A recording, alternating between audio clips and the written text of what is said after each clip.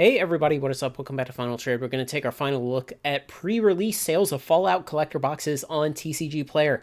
For the whole pre-release period up to and including release day, it sold 1,531 boxes for a total of $470,000, bringing an average price of $307 per box, which of course includes this whole long time period on the average price chart in the 250s before it jumped up wildly almost to 400 on the 7-day moving average.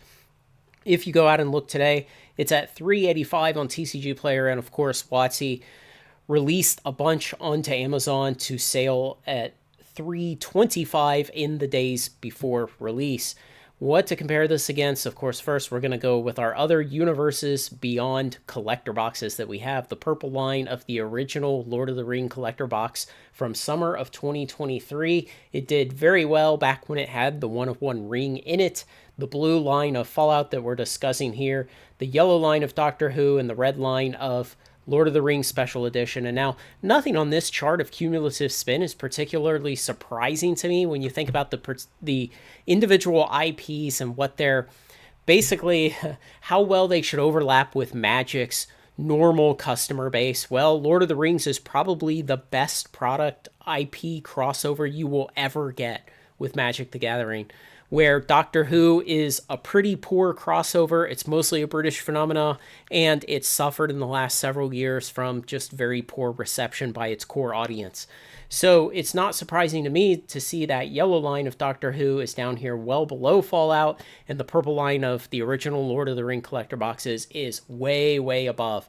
You know, I expect the overlap with Fallout and Magic fans to be pretty good. Not great, but definitely better than Doctor Who. Of course, the red line on this plot of Lord of the Rings Special Edition is mostly a byproduct of WotC barely advertising that they were releasing a second set of collector boxes with the Hildebrand artwork for Lord of the Rings in the fall of 2023. Now, something else we can put up here just to get kind of a different idea of how this performs relative to other Magic sets. We'll put Ravnica Remastered and Dominaria Remastered collector boxes on here. And you see Fallout beats both of them. Dominaria Remastered at the beginning of 2023 almost rises as high, and Ravnica Remastered severely beaten down by the decimated reputation of Dominaria Remastered by the time it came out at the beginning of 2024.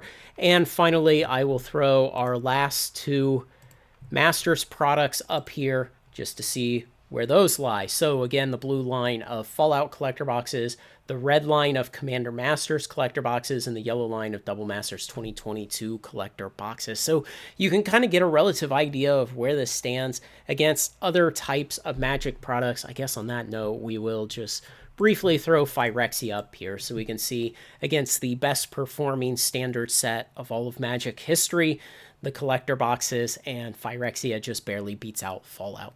So we'll come back and take another look at these Fallout collector box sales data off of TCG Player 30 days post-release and then 60 days post-release. That's when I cut it off because most of the boxes are gone and the price action doesn't do much that far after release for something that only gets a single printing.